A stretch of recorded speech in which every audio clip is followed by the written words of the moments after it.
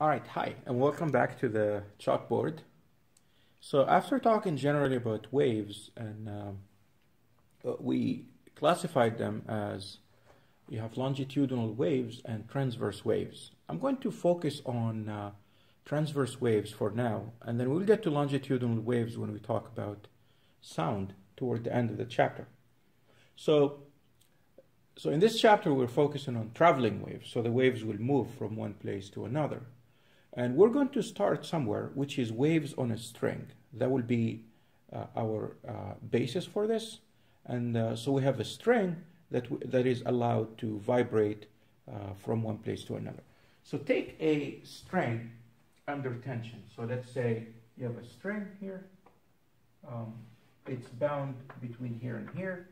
The string is straight. And so there is tension, and the string is ideal. And so the tension in the string is basically, it's the same. It has the same magnitude. You come along and you pluck the string up here, pluck it, and then you let go. And then it goes back and forth.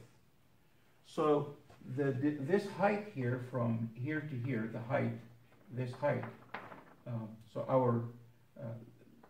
this height here, we're going to call it D. And this D here, the height will change if you just wait. If you're just observing here at the same spot, if you're just here, and you look at this point will go up and down. And so the height of that point will change, will be a function of time. And it's also a function of the x-axis. So if you're standing here on the other hand, and you're observing maybe this point, it will have a different height. So this D here is, in general, a function of x and t. And so, and remember, if you have a function of two variables, to take the derivative, you cannot say the this D here, dt, you will say it's the partial derivative. So instead of saying, for example, this function here, dx, but since it is a function of two variables, instead of saying just the regular derivatives, we hold t constant, and it will become partial derivative. Instead of regular d, it looks like a curly d. But it's really exactly the same way it works. Just treat t as a constant and take the derivative as you usually do. And if you want to take the derivative with respect to t, you will do dt, like so. All right? So I'm going to zoom in and take a portion of this string. By the way, this rope here will have a mass per unit of length. So let's say you take rope and it's 10 yards and it weighs 4 grams. You will do 4 grams divided by 10 yards or 10 meters. And that's the amount of mass you have per meter. So if you have like a 10 centimeter portion, it will have a certain mass based on that. So it's, instead of like the volume density, you have this one is called the linear density. And it is just, it's given the symbol mu here. So if I cut a little portion dx of the string, that portion dx will have a mass dm equal to mu times the length of that portion of the string. It's called that. And so let's analyze a little portion of the string. So here's a portion of the string. It will look probably like this. I'm zooming in. It has a length dx. And so there are tensions here. So the tension here, it will be T. And the tension here will be also T, because it will be an ideal string. And the tension is basically the same on both sides. Now since, so I'm going to call this angle here will be theta that it makes with the horizontal. And the angle that this one makes with the horizontal will be, because it kind of curls a little bit, it might change. So I'm going to call it theta plus a little more, plus delta theta.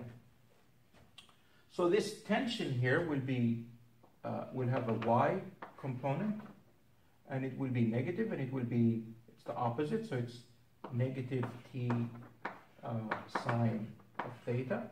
And this one will have a y component that is equal to t times the cosine of t cosine, sorry, it will be t, not t cosine, t sine, also the opposite, but instead of theta, it's theta plus delta theta, theta plus delta theta. And the angle theta will be a small angle. The angle theta is small angle. So I would say the net force in the y direction, the net force in the y direction,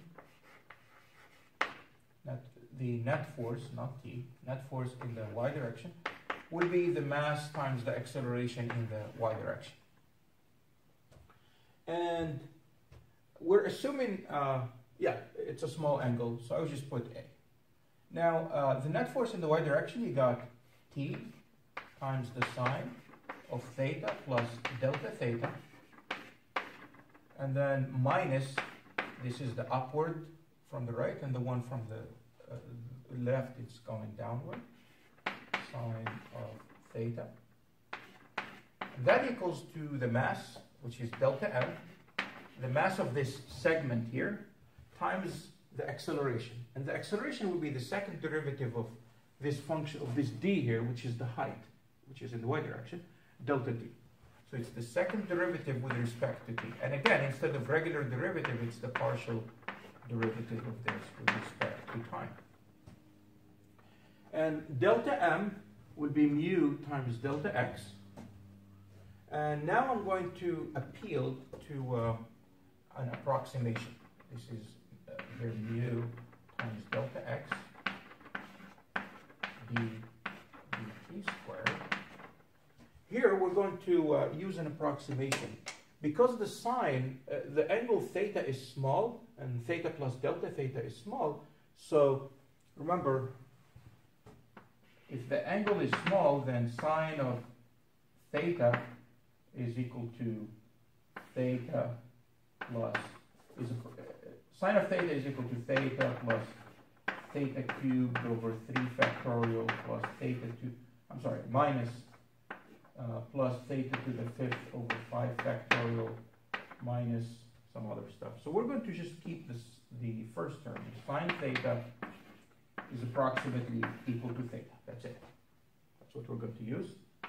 And I'm going to also use the fact that the cosine of theta will be 1 minus theta squared over 2 factorial plus theta to the 4th over 4 factorial minus theta to the 6th over 6 factorial and so on. We're going to just take the first term. We say that the cosine of theta is almost equal to 1 if theta is small. Okay, that's the approximation I'm going to use. It makes life simpler. So let's see here. If theta is small, then theta plus delta theta is still small. Delta theta is even smaller than theta, so we'll have t times, instead of sine, it will just be what's inside it. T times theta plus delta theta, and then minus t times theta times theta. T times theta. So you have t times theta minus t times theta, that cancels, and we just have t times delta theta. So we have t times delta theta, and let me divide by delta x. Delta x equals to mu, the second derivative of d with respect to t squared. Now, I'm going to get to this in a moment, but let me show you, we need to get rid of this theta thing, transform everything in terms of x. So let me show you here. So for this segment here, let me just draw it here.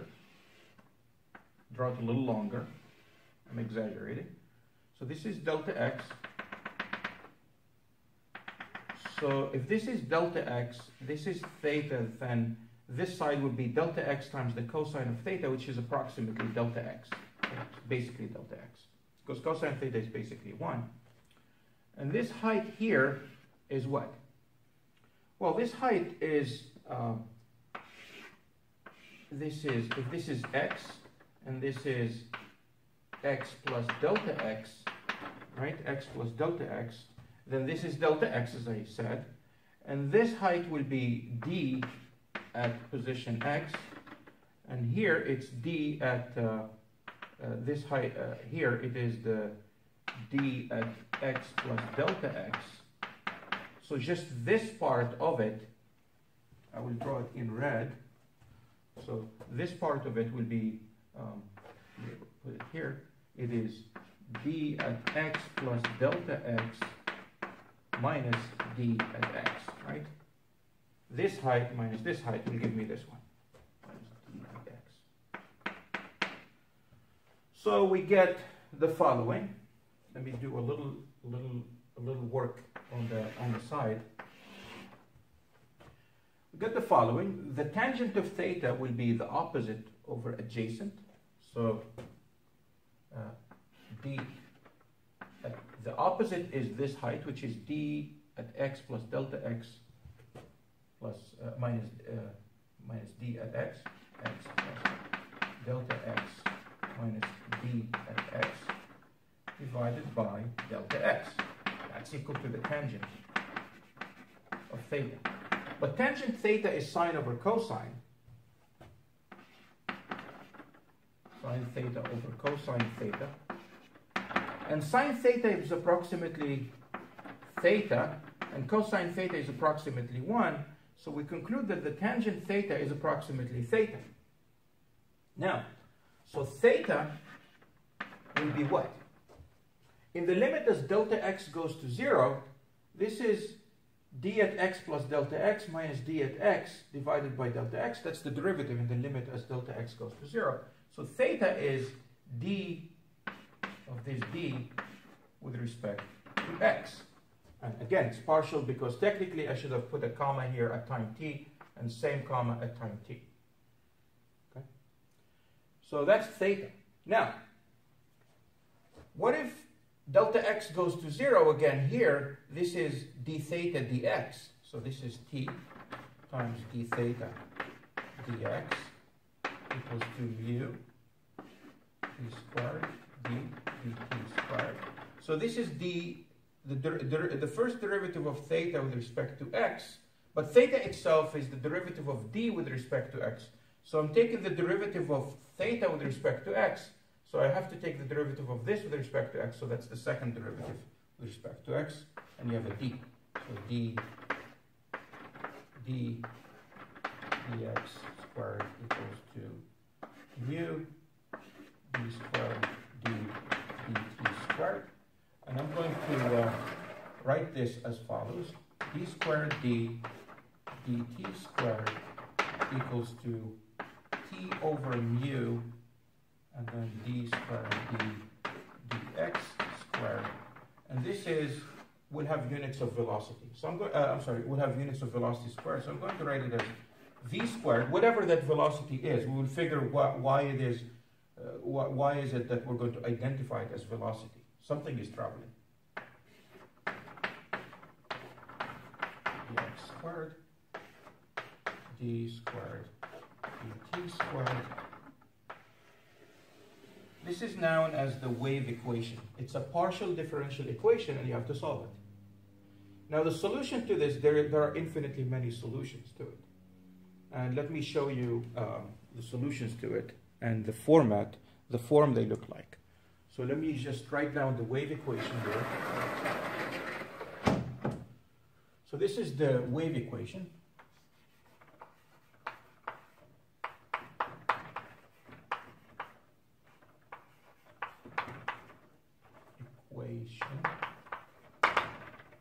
It looks like this.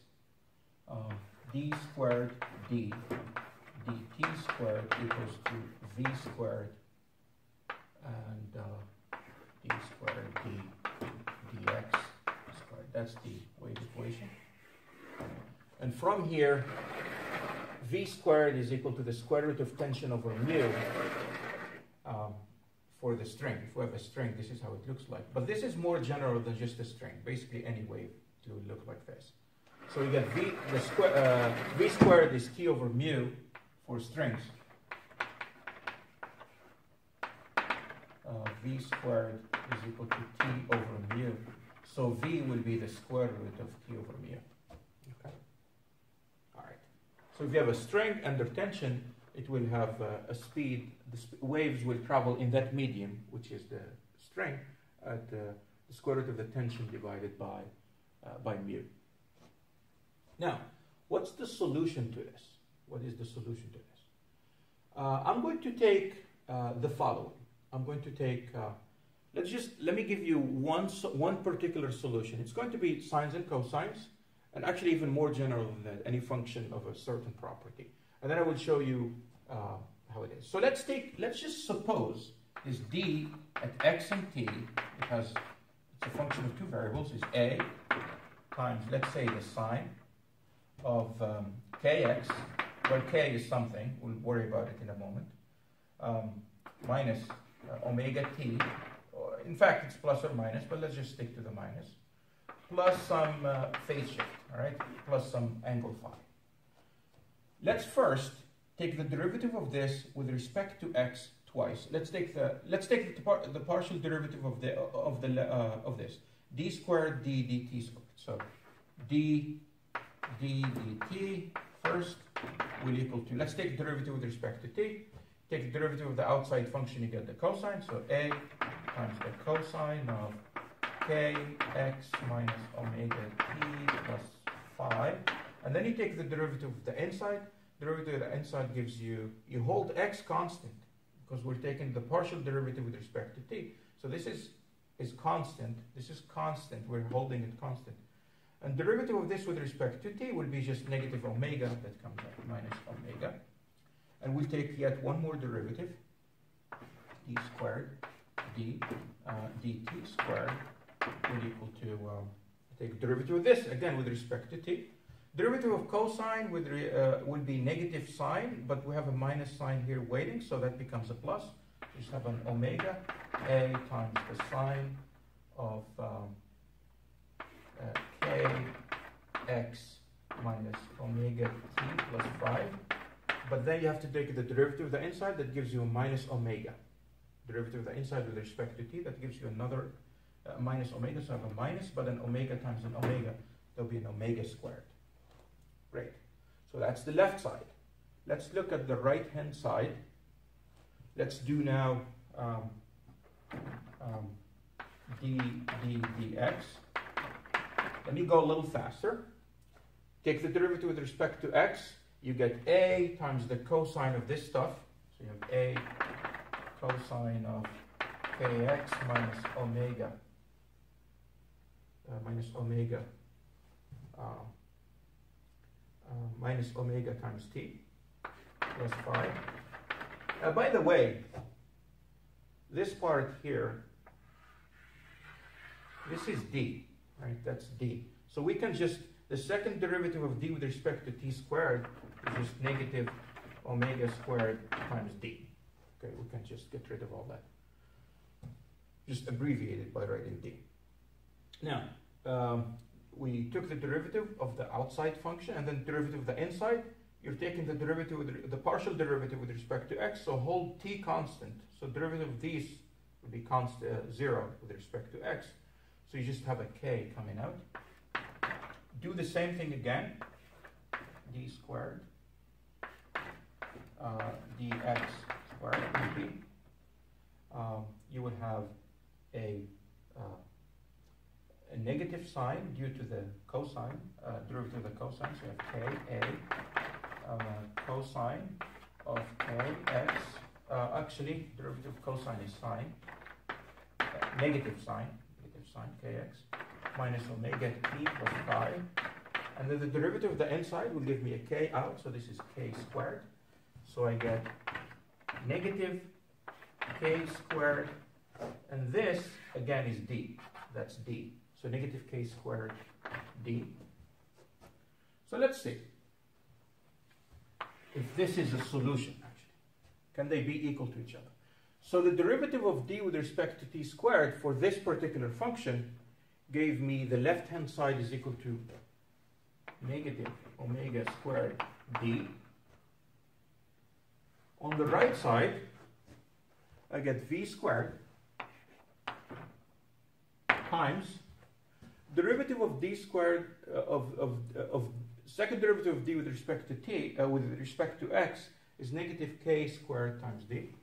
So negative k squared times d. Now the d cancels if it works for all times. If it's 0, we have to treat it separately, but if it's non-zero, then we get that. And we get that v squared, both sides are negative, so we just solve for v. So we get v squared is equal to omega squared over k squared. So the speed is just omega over k. Omega over k. This wave is traveling at a speed omega over k. So how is it traveling? And in what direction?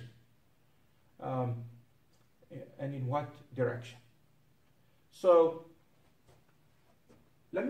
this is a wave traveling to the right with speed v. How do I know that? Let me give you a thing where if you remember this. Let me plot the parabola x squared, y equals to x squared. It looks like this, right? This is x, and that's y. Let me plot the parabola y equals to x minus 1 squared. Well, it will look like this. This is 1, this is x, this is y. This is just the same parabola shifted to the right with 1 unit. So you took this parabola and shifted it to the right. And you can do it for minus 2, it shifts by 2 units. What about y equals to x minus, let's say, 3t, or x minus t squared. So when t is 0, you just get x squared. It's this. When t is 1, you get the same parabola shifted to the right. When t is 2, same parabola shifted to the right by 2 units. If t is 3, it shifts to the right by 3 units, and so on and so forth. So if I put a v here, if v is, so they have the same units. Let's say v is 5 meters per second. So this is every second it's shifting by 5 meters. So this is this is a parabola traveling to the right at v meters per second. Okay. So this is a sine function that is being constantly shifted by an omega t to the right at a certain rate. Okay. So it is traveling. This is traveling to the right. If you had a plus sign, it will be a wave that is traveling to the left. So indeed, this is actually a wave, and it is traveling to the right. And now the solution to the wave equation, we have just a humble goal. We just wanted one solution. We wanted solutions that are sinusoidal, and we will just stick to those. Now it turns out that with sines and cosines, you can construct any function you like. Just similar to power series, you could pretty much construct any function, some conditions. So we will just take the goal of sines and cosines will work for us. But any function of this form, x plus or minus vt, will satisfy the wave equation by just take the partial derivative of this twice with respect to x and twice with respect to t. The v will come out twice, that's a v squared, and it will satisfy this equation. Okay. So it will satisfy the equation. So that is that. So this is the solution to the wave equation. Solutions will look like this, and it turns out that by using Newton's laws, we have now this pulse will be traveling either to the right or to the left. It's a wave that is traveling, and the equation that governs this wave is this, and the speed of the waves, if it's a string, see this works for any medium. If it's a sound wave or a water wave, but we're talking specifically for strings. The speed of the waves will be the square root of tension over mu. V squared would be T over mu. All right. So that's how you motivate and derive the wave equation. By the way, it's not an algebraic equation. It's not a regular differential equation. It's what we call a partial differential equation. And as you may have seen this, but there is a whole field, a huge field in math called partial differential equations, PDEs. So let us do specific examples for waves on a string. So I will just write down this example from the book. You have a 2-meter wire, goes over an ideal pulley. The wire is attached here. The wire is 2 meters, but from here to here is 1.5 meters, 1.5 meters, and there is a mass here, m. Mass. Let me put it as capital M. As capital M. So this is 0.5 meters, because the whole thing is 2 meters. And let's take the pulley here to be ideal, meaning zero mass and so on. So the tension will be the same throughout. And so this hang mass is 2 kilograms, and yeah, so the hang mass here is 2 kilograms. Is 2 kilograms, and they give us the fact that it takes 18 milliseconds. So if I pull the rope here, I create a little disturbance. It takes 18 milliseconds to travel from here to here. So the speed, therefore, v, is the distance over time. And it is the distance is 1.5 meters divided by 18 milliseconds, which is 0.018 seconds, right? 0.018 seconds. And so I need my calculator here to get it. So the speed will be 83.3 meters per second. 83.3 meters per second. Okay.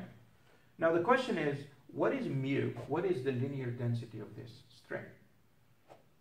I have the speed, and v is equal to the square root of tension over mu.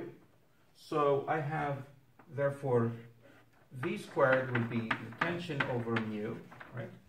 V is square root of tension over mu, so v squared is tension over mu. So mu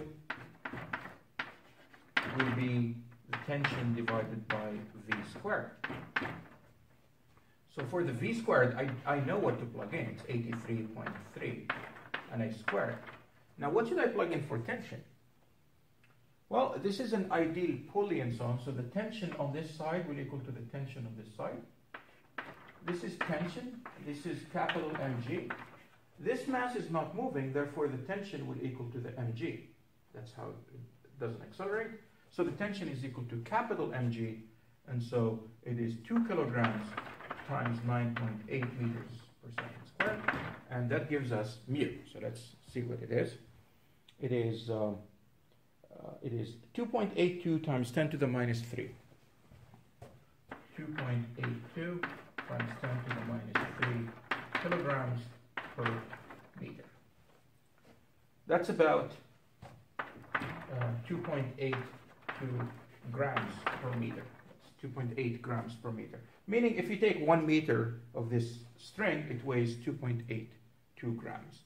If you take 5 meters, it will be 5 times as much. Okay? If you take 2 meters as our string is, if I ask you what's the mass of this string, well, it's 2 meters long, so it will be twice.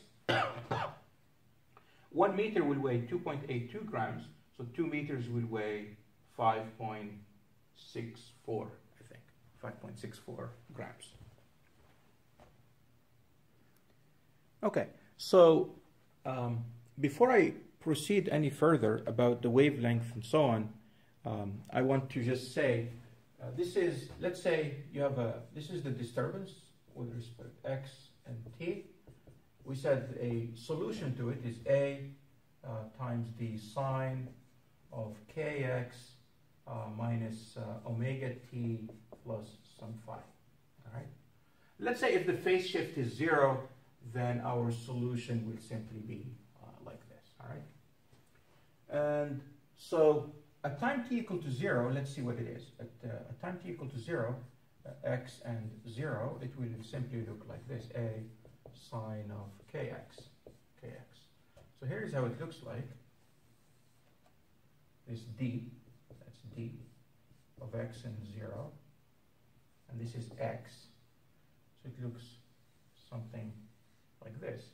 The distance from here to here, from peak to peak, or from here to here, the distance over which the wave repeats itself is called the wavelength.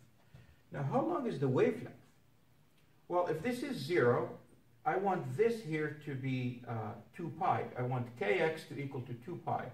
So if kx is equal to 2 pi, I get the wavelength. If x is equal to the wavelength, this is lambda here, then I get kx will equal to 2 pi. So when x is equal to lambda, I get 2 pi. So here's x equal to 0. When x is equal to lambda, k times x will equal to 2 pi. Why? Because this is 0 when I get pi. When the argument here, what's inside, is equal to pi. And this is 2 pi. So that's that. So lambda, in other words, will equal to 2 pi over k. 2 pi over k. Now this wave is traveling to the right. If I wait until this equals to 2 pi, the wave would have shifted by 2 pi, and when you shift the sign, so when omega times t, I would call that the time it takes to shift by a pi, I would call it the period, is equal to 2 pi, I would have this. D at x and the period and t, instead of little t, I'm plugging capital T here, will equal to a times the sine of omega, kx minus 2 pi. Because capital T is 2 pi over omega, so if I put 2 pi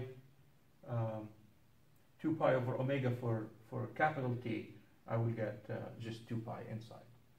So, and when you shift by 2 pi, you get exactly the same thing.